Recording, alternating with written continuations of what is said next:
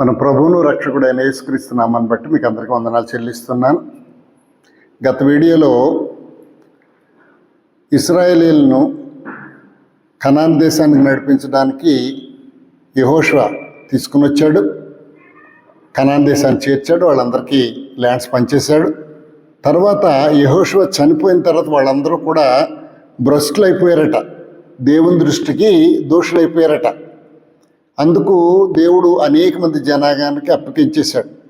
వాళ్ళు మొరపెట్టినప్పుడు మొట్టమొదటిగా ఒత్నీయేలు అనే రక్షకుడిని దేవుడు పంపించాడు.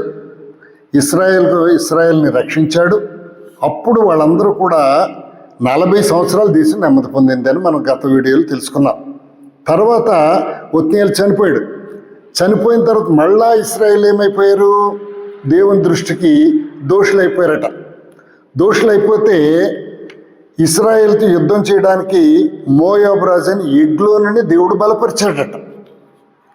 అతడు ఏం చేశాడు? ఎగ్లోని ఏం చేశాడు? అమ్మోనీయులను అమాలేకులు సమకూర్చుకొని ఇశ్రాయేళ్ళ ఓడగొట్టి ఖర్జూరపు చెట్టు పట్టణాన్ని స్వాధీనపరిచేసుకున్నాడు. అలాగా ఇశ్రాయేల్ ఎంతకాలమట మోయాబు రాజుకి దాసులైపోయారు? 18 సంవత్సరాలు దాసులైపోయారు. మళ్ళీ కష్టం వచ్చింది కదా, మళ్ళీ కష్టం వచ్చినప్పుడు దేవుణ్ణి మొదలుపెట్టారు. మొరపెడితే మళ్ళీ దేవుని దగ్గర చేరింది. దేవుని దగ్గర చేరితే దేవుడు ఏం చేశాడు? బెన్యామీయుడైన గెరా కుమారుడు ఏహూదుని రక్షకుడిగా వారి దగ్గరికి పంపించాడు, దేవుడు నియమించాడు. అతనట ఎడమ చేతి పనిగాడట, అంటే కత్తి కానీ మిగతా పనులన్నీ కూడా ఎడమ చేతితోటి చేస్తాడట. ఇంతకాలం 18 సంవత్సరాలు కూడా ఏం చేస్తున్నారు వీళ్ళు? ఆ ఎగ్లోన్ రాజుకి వీళ్ళందరూ కూడా ఏంటి కప్పాన్ని కడుతున్నారు. ఎప్పుడైతే దేవుడు ఏహూదుని రక్షకుడిగా దేవుడు నియమించాడో, ఇప్పుడు ఏం చేశారు? ఈ కప్పమంతా కూడా ఏహూద్ తోటి ఎగ్లోన్ రాజుకు పంపించడానికి సిద్ధం చేశారు. ఎగ్లోన్ రాజు బయలుదేరుతూ ఏహూద్ దగ్గరికి బయలుదేరుతూ తొడ మీద 3 పొడవు గల 2 అంచులు కత్తోటి చేయించుకుని కుడి తొడ మీద కట్టేసుకుని ఆ కప్పం పట్టుకుని వెళ్ళాడు.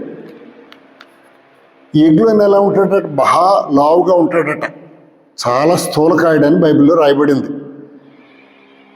ఏహూద్ కప్పం తెచ్చి ఇచ్చేశాడు, రాజుకి ఇచ్చేసి ఆ కప్పం మోసుకొచ్చిన వాళ్ళందరినీ వెళ్ళిపోమని కొంత దూరం పంపేసి మళ్ళీ తిరిగి వచ్చాడు. ఎక్కడికి వచ్చాడు?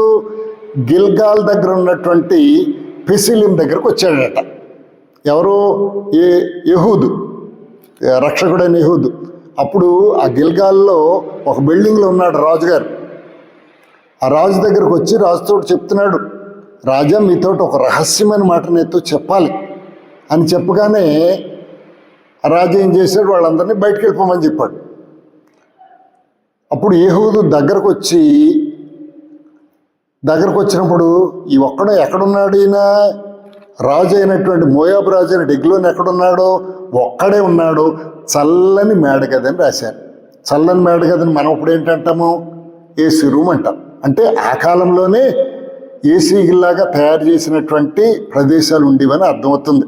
ఇక్కడ న్యాయాధిపతులు 3వ అధ్యాయము 20వ వచనంలో చూస్తే యెహూదు అతని దగ్గరకు వచ్చినప్పుడు ఒక్కడే చల్లని మేడగదిలో కూర్చున్నాడు అని రాయబడింది. యెహూదు అంటున్నాడు, నీతో నేను చెప్పవలసిన దేవుని మాట ఒకటి ఉన్నది అని చెప్తే, దేవుడి మాట ఏమున్నదని చెప్పి పీఠం నుంచి లేచి నిలబడ్డాడట. లేచి నిలబడగానే ఈ రక్షకుడైన యెహూదు ఏం చేశాడట? ఎడం చేయించి చాపి తొడ మీద ఉన్న కత్తిని తీసి ఎగ్లోను కడుపులో పొడిచేశాడు. చాలా లావుగా ఉన్నాడేమో, కత్తి పిడి కూడా లోపలికి వెళ్ళిపోయిందట, తీయడానికి కూడా కాలేదట, యువతల నుంచి అవతల బయటికి వచ్చేసిందని తెలుస్తుంది. యెహూదు లోపలి నుంచి బయటకు వచ్చేసాడు. బయటకు వస్తూ ఏం చేశాడు? లోపల గడియ తాళం పెట్టేశాడట. పెట్టేసి వెనక నుంచి వచ్చేసాడు. అలాగా ఏం చేశాడు? యెహూదు బయటకు వెళ్ళిపోయాడు. ఈ లోపల చాలాసేపు అయింది, వీళ్ళెవరూ బయటికి రావట్లేదు ఏంటని వీళ్ళందరూ వచ్చి చూస్తే రాజుగారు ఎక్కడున్నాడో? ఏసీ గదిలో ఉన్నాడు, చల్లని గదిలో ఉన్నాడట. వాళ్ళు ఏమనుకున్నారు, శంఖానివర్తి అంటే బహుశా వాష్రూమ్కి వెళ్ళి ఉంటాడని అనుకుంటూ వాళ్ళు ఏం చేస్తారంటే సిగ్గుపడుతున్నారట. ఎంతసేపు ఉంటాడు బాత్రూంలో అయినా అని సిగ్గుపడుతూ ఆ వింతలు కనిపెడుతున్నారట. వీళ్ళు తీయకుండా అలా చూశారట. చాలాసేపటి వరకు తీయిపోయేటప్పుడు ఏం చేశారట, తాళాలు తెచ్చి మొత్తానికి ఆ తలుపులు అవి తీసి చూసేటప్పటికి ఏమైపోయాడు, ఎగ్లోనే ఏమైపోయాడట, చనిపోయి నేల మీద పడిపోయినట. వీళ్ళకి ఇవన్నీ జరుగుతూ ఉండగా యెహూదా ఏం చేశాడు, తప్పించుకుని వెళ్ళిపోయాడు. పెసిలిం దాటి సెయిరాకు పారిపోయాడట. ఎక్కడి వరకు వచ్చాడు, ఎఫ్రాయిముల కొండల్లోకి వచ్చాడట. అప్పుడు ఈ యెహూదు బోర్నూదట. బోర్నూతే ఇశ్రాయేల్ అందరూ మన్య ప్రదేశం నుంచి దిగి అతని దగ్గరికి వచ్చేసారు. అతడు వారికి ముందుగా సాగి వాళ్ళతో అంటున్నాడు, నా వెంబడి త్వరగా రండి, మీ శత్రువులైన మోయాబులను దేవుడు మీకు అప్పగిస్తున్నాడు. వాళ్ళందరూ ఏం చేశారంటే అతను వెంబడి వెళ్ళాడు. మోయాబుని యోర్దాన్ రేవుని పట్టుకున్నారు వీళ్ళందరూ కలిపి. ఎవరిని కూడా దాటనీయలేదు. మోయాబీళ్ళు బలమైన శూరులైనటువంటి పరాక్రమశాలందరినీ కూడా 10,000 మందిని చంపేశారట. ఒక్కడు కూడా తప్పించుకోలేదట. మోయాబీలు అందరూ కూడా ఇశ్రాయేల్ చేతి కింద ఎంతకాలం ఉండిపోయారట, 80 సంవత్సరాలు ఉండిపోయారు. ఈ 80 సంవత్సరాలు కూడా ఇతను ఉన్నాడు, ఎవరు, యెహూదు, రక్షకుడు యెహూదు, దేవుడు నియమించినటువంటి యెహూదు 80 సంవత్సరాలు నిర్మలంగా ఉన్నారు. తర్వాత ఏమవుతుంది మనకందరికీ తెలిసింది, మనం మొదటి నుంచి చూస్తున్నాం. ఎప్పుడైతే ఒక నాయకుడు లేడో, రక్షకుడు లేడో, ఒక దైవజనుడు లేడో, ఏమైపోతున్నారో వాళ్ళకి చెప్పి మంచి మాటలు చెప్పి ఇలా ఉండండి అలా ఉండండి అని చెప్పేవాళ్ళు ఎవరు లేరు. కాబట్టి ఏమైపోతున్నారట, మళ్ళీ తప్పిపోయారు. తప్పిపోతే ఏమవుతుంది, మళ్ళీని వాక్యానికి అనుగుణంగా లేకపోతే మన జీవితాలు ఏమవుతున్నాయి, దేవుడు మనల్ని విడిచిపెట్టేస్తాడు. విడిచిపెట్టేసినప్పుడు దోషం వచ్చేస్తుంది. మళ్ళీ దేవుని దృష్టికి దోషులైపోతున్నారు.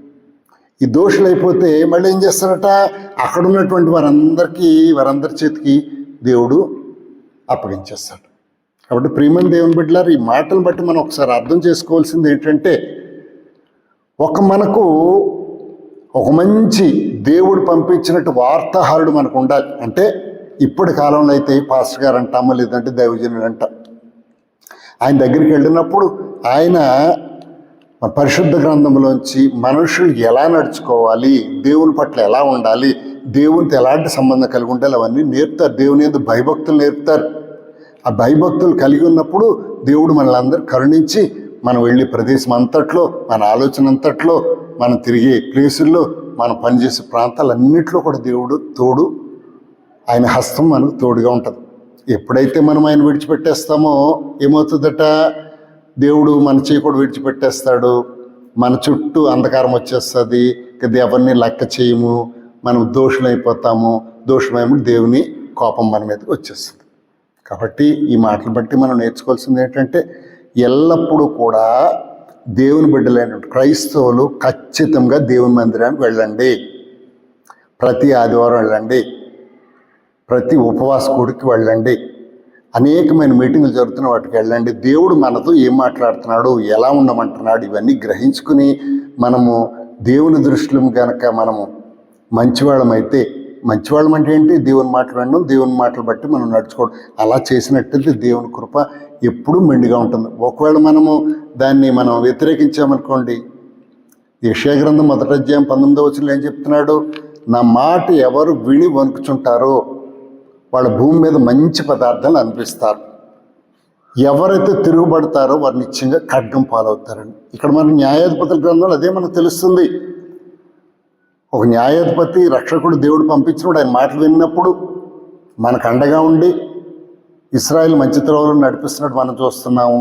ఆ రక్షకుడు చనిపోయిన తర్వాత ఏమవుతుంది, వీళ్ళందరూ తప్పిపోతున్నారు, దేవుని ఉగ్రత వచ్చేస్తుంది. కాబట్టి అలా కాకుండా, దేవుని ఉగ్రత రాకుండా ఎప్పుడు ఆ దైవజనుడు మాట వింటూ దైవజనుడు చెప్పినటువంటి మంచి మాట ప్రకారం నడుచుకున్నట్లయితే దేవుడు ఎల్లప్పుడూ మనకు తోడై ఉంటాడు. ఈ మాటలు దేవుడు దీవించిన గాక.